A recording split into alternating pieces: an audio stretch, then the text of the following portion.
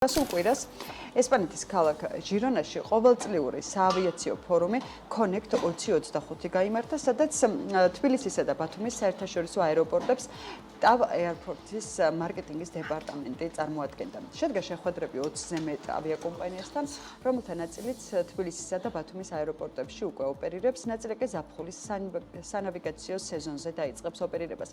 ასევე სამომავლო თანამშრომლობის განხილვის მოტივით კი გაცნობიტი ხასიათის შეხვედრებიც გაიმართა ევროპულ ავიაკომპანიასთან. კიდევ რა სიახლეები იყო ავიაციის სექტორში, ამას უკვე მარია მიზორია გაგვაცნობს და გაგვიზიარებს, რომელიც შემოუერთდა საქმიანი დილა სტუდიას. დილამშვიდობისა მარია. დილამშვიდობისა ნინი, მივესალმები საქმიანი დილას მაყურებელს. 3 ივნისიდან ქუთაისისა და ლიოს შორის ვიზიარი რეგულარულ ავიამიმოსვლას იწყებს. ამის შესახებ საქართველოს აეროპორტების გაერთიანება იტყობინება. ახალი პირდაპირი მიმართულებით რეისები ქუთაისის დავით აღმაშენებლის სახელობის საერთაშორისო აეროპორტიდან ლიონის სენტ-ეგზიუპერის აეროპორტის მიმართულებით და პირიქით კვირაში 2 სიხშირით სამშაბათს და შაბათს შესრულდება.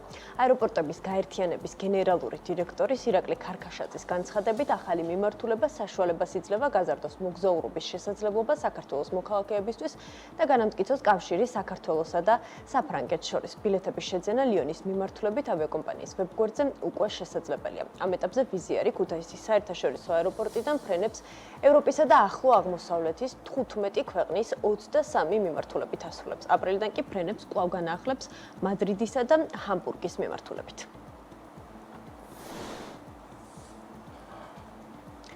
დროებით ოკუპირებულ სოხუმში პირველი სატესტო ფრენა შესრულდა ეგრეთ წოდებული ვლადისლავ არძიმბას სახელობის აეროპორტში რეისი მოსკოვიდან ავიაკომპანია UVT Aerom შეასრულა. მნიშვნელოვანი მოვლენა მოხდა 30 წელზე მეტი ხნის შემდეგ სოხუმის აეროპორტში ჩამოვიდა თვითმფრინავი, რომელსაც ამდენი ხანი ველოდით. ჩვენი ქვეყნისთვის ასეთი მნიშვნელოვანი მსხვილი ინფრასტრუქტურული პროექტის განხორციელება დასასრულს უახლოვდება.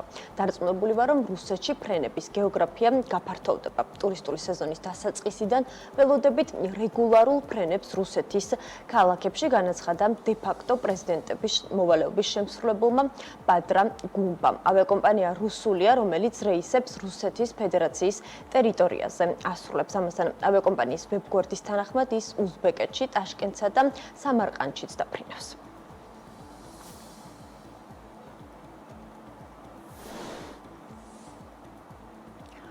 გზავრების რაოდენობის ზრდის ფონზე ტავ-ჯორჯია აეროპორტების ინფრასტრუქტურის განვითარებას განაგრძობს. თბილისის საერთაშორისო აეროპორტში სამგზავრო ტერმინალის წინ 8645 მეტრ კვადრატ ტერიტორიაზე გზისა და ავტოსადგომის ხელოვნური საფარი განახლდა.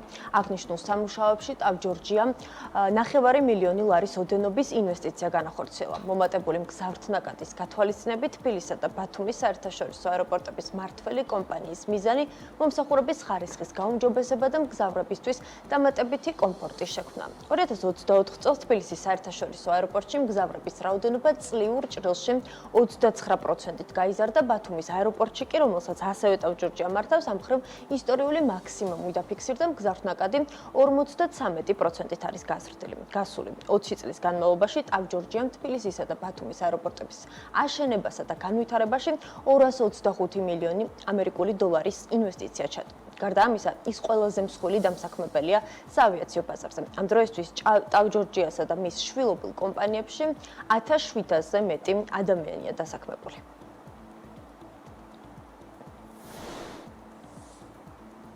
რაინიერის გენერალური დირექტორის მაიკლ ოლირის განცხადებით, ომის დასრულების შემთხვევაში კომპანია უკრაინაში ფრენებს საკმაოდ სწრაფად 6 კვირის ვადაში აღადგენს. როგორც ოლირი აღნიშნავს, მას პრეზიდენტ დონალდ ტრამპის გეგმასთან დაკავშირებით პოზიტიური მოლოდინები აქვს და იმედოვნებს, რომ უახლოეს მომავალში რუსეთ-უკრაინის ომი დასრულდება, რაც რაინიერის საქმიანობის გაგრძელების საშუალებას მისცემს.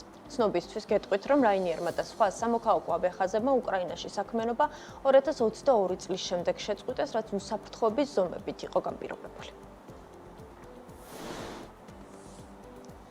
სამგზავრო თვითმფრინავის ჩამოგდების გამო აზერბაიჯანი რუსეთს სასამართლოში უჩივლებს. მედიაში გავრცელებული ინფორმაციით ამ ეტაპზე საერთაშორისო სასამართლოში წარსადგენად მტკიცებულებების შეგროვება მიმდინარეობს. აზერბაიჯანი რუსეთისგან ითხოვს თვითმფრინავის ჩამოგდებაზე პასუხისმგებლობის აღებას. სხვა შემთხვევაში ქვეყანა სხვა ზომებსაც მიმართავს.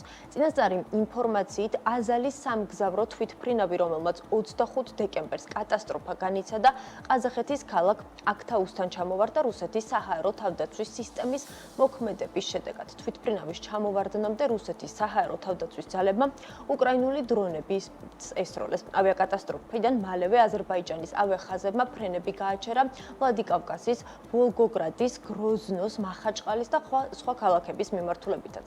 ზოგიერთმა უცხოურმა ავიაკომპანიამ, რომლებიც ევროპული ავიაკომპანიებისგან განსხვავებით რუსეთში ჯერ კიდევ დაფრინავენ, განაცხადეს, რომ დროებით აჩერებენ რუსეთის რამდენიმე ქალაქის მიმართულებით რეისების შესრულებას. უკრაინაში ომის დაწყების შემდეგ რუსული ავიაციის ინდუსტრია დასანქცირდა ევროკავშირმა და დიდმა ბრიტანეთმა რუსულ ავიაკომპანიებს ქვეყანაში ფრენა აუკრძალა. ასევე ჩაკეტეს საჰაერო სივრცე რუსული ავიაკომპანიებისთვის.